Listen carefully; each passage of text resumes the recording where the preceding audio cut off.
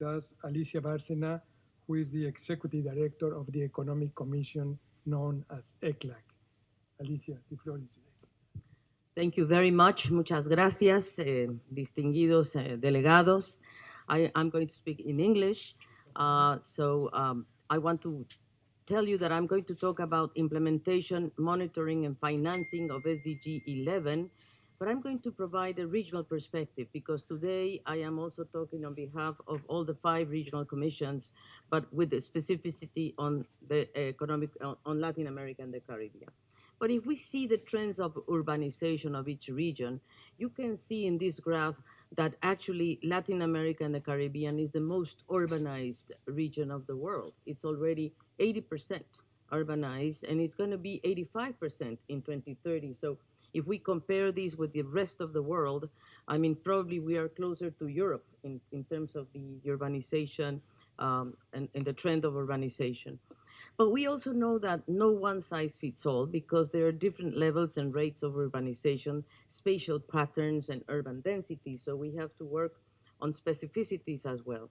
And that regional urban agendas can address these specificities and identify regional relevant solutions. And this is why we are partnering with UN Habitat, the regional commissions. In fact, we have been instructed by the Secretary General recently to develop joint strategies with UN Habitat. And we believe that the regional commissions, we can bring to the table the convening function. That is, we can bring, for example, the ministers of urban development and housing. And Rosario is precisely one of the members of the MINURBI, which is the Forum of Ministers of Urban Development and Housing in our region, but in the rest of the regions as well. We bring ideas. And I will talk about that in a minute, but also technical cooperation and capacity building, especially on decentralization, empowerment, and accountability, which is something that the cities today need very urgently. We're trying also to develop tools and platforms for member states and country teams to tap into the expertise that UN Habitat and us can share. And of course, cooperation among countries. I mean, South-South cooperation. Mexico has a very advanced urban agenda, and we believe that there's a lot to share with the rest of the region. So, and indeed, capacity building in data and statistics, that's a major thing that we have to move into this direction. Habitat 3, which happened in Ecuador, was actually, from my perspective, a real breakthrough. And we believe that UN Habitat came forward with this new urban agenda, which is very much aligned with SDG 11. And I think this is something that we really need to recognize. But the most interesting thing is that the ministers from our region, the MINURBI, in the case of Latin America and the Caribbean, in 2016, they also adopted their own regional agenda. And that regional agenda is about what the Minister Rosario Robles just spoke about, how they are conducting this urban agenda at the national level. Very important to say is that the urban legal frameworks is something that we need to fill a gap. We need legal frameworks. We also need to have planning and design in the territorial level with participation of the civil society and the private sector. And also, how do we improve the economy and the finances of the cities? And this is something that the cities of Latin America and the Caribbean are the least productive in all the world. The most productive cities are in Asia Pacific. Our cities are have very low productivity. So there's something we have to do there. But we also, the ministers also adopted a sub-regional action plan for the Caribbean region, because the Caribbean doesn't have the same situation. I mean, small island development states in general do not have the same problems that the cities at the continental level. So we have to really address the problem of insularity of small island development states that they really have a totally different set of problems. So we established a regional observatory to have a comparative analysis of all the national urban plans.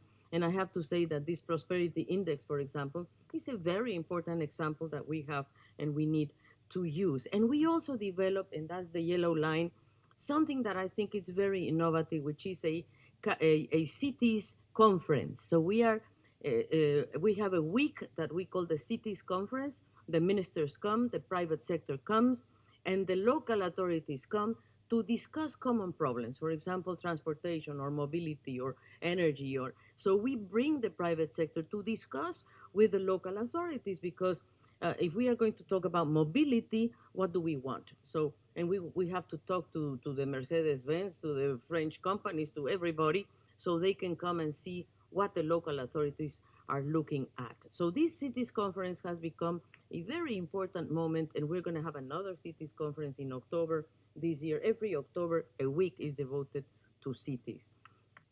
Now, the other thing is that we have one goal and 5 pillars to implement the regional action plan, but also very aligned to SDG 11. And that is, first of all, how do we integrate into the national planning? Because, of course, we do have the housing and the urban planning, but how do we embed all this into the national planning? And also on the budget. The budget, that is, the public budget and the private investment have to be aligned, because otherwise we are talking in different languages. And how do we ensure civil society and local participation, especially of private sector, as I said before? And how do we empower the local governments to participate? Access to financing, that's for us a very crucial thing, and we have to start with the fiscal capacities of the cities. I'm going to show something there. And the data and indicators for monitoring and reporting. So what are the 2 key challenges in Latin America and the Caribbean? Frankly, the very high levels of inequality. And this is, very much aligned with SDG 10, as you very well said, Minister. And also in our region, we have 2 problems: inequality of income, but inequality of wealth. We calculated the Gini coefficient for wealth, and you cannot imagine if Gini inequality is 0.5 of income, inequality of wealth, and that is the property, the patrimony, is 0.9 in the region. That means that 10% of the population has 90% of the assets, the land. Honestly, this has to be addressed. When we go to segregation and segmentation, what's happening in Latin America, very sadly, is that the public services provided by the state, by the government, are for the poor. And they are very precarious. And they are in marginalized parts of the cities, while the private goods that everybody can, not everybody, but people can pay, schools, health, are in the high, los barrios altos, in the most richer parts of the city. So that brings segregation, no cohesion.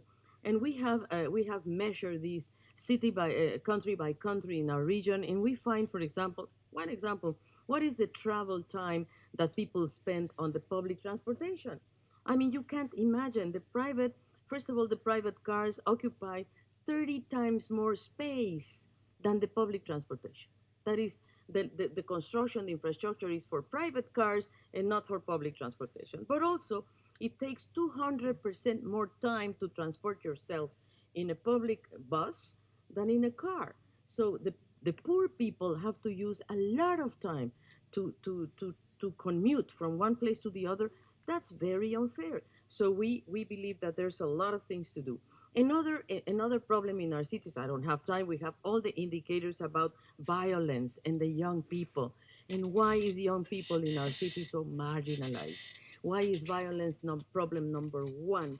And the other thing is how the young people are very vulnerable in our cities. And also the disaster risk reduction, the vulnerability in relation to disasters, not earthquakes or floods and things like that. So the cities need to have an early awareness system to cope with this problem. But that's the amount of inequalities that we may find in our cities. Now, what are the gaps that we need to fill in? Because, what you don't measure, you don't care about, So we have to break the statistic silence that we have on urban issues.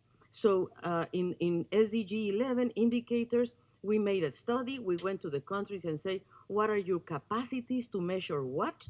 So we disaggregate all the goals of the goals and the targets of SDG 11, and we ask the countries, do you have this indicator? Are you producing the indicator? Can it be produced through other indirect sources? Can we have information available? How do we produce this indicator? And what are those gaps? And the gaps are enormous. You can see these. The blues are the ones that are produced. The orange, the red, and the grays are, well, the grays are the ones who didn't answer, but the orange and the red are the gaps, the terrible gaps that we have in terms of data. And of course, data production for SDG at the country level, we did also a questionnaire to see who has the capacity to measure these in terms of data. And Argentina, of course, comes very top. Mexico comes at the top. Cuba at the top. And who comes at the bottom? Honduras has capacities, but limited. But also, I would say, the Caribbean. And that's why in ECLAC we have said Caribbean first, because what we have is to focus and to align our policies and give priority to the Caribbean, because they really need a lot of help from the international community. And the other thing is, and also I would say that Mexico, Brazil, Argentina, they have another thing that I think is important, which is the geospatial tools. That is, let's put in the geography, in the maps. What you did seems simple, no? To put the map and put the cities, We don't have those capacities. We need to develop those capacities. And we have to go into the, to zoom in, to know, for example, we are doing this for some countries, and we can zoom and say who is paying taxes and who's not paying taxes in the territory. That is very interesting, because when you go to financing, you will see that the most important thing we have to develop is how do we make real estate to pay taxes? Really, I mean, these are the private guys, So Infonavit, you know about this very well, because of course you're providing housing for the poor or for the, social housing. But what about the private housing? Come on, they have to help us. And also the car industry. And so we have been now developing how are the taxes behaving in terms of cities, in terms of the economic activities in the cities, and we find that there is a culture of privileges in many cities. No, tax evasion, number one, and who doesn't pay and who pays. And that's something that really has to be really taken into account. And since time is very short, let me tell you that we have been able then to develop in Latin America and the Caribbean, but in the other regions as well, and we want to put that at the service of you, the member states, Habitat, and economic commissions. We work together, and we have a forum of ministers and cities and people. Second, a plan for the region and for the Caribbean, for example, in this case, a platform for the private sector, an observatory to follow up, and indicators that have to come to a prosperity index as Mexico did. Thank you very much.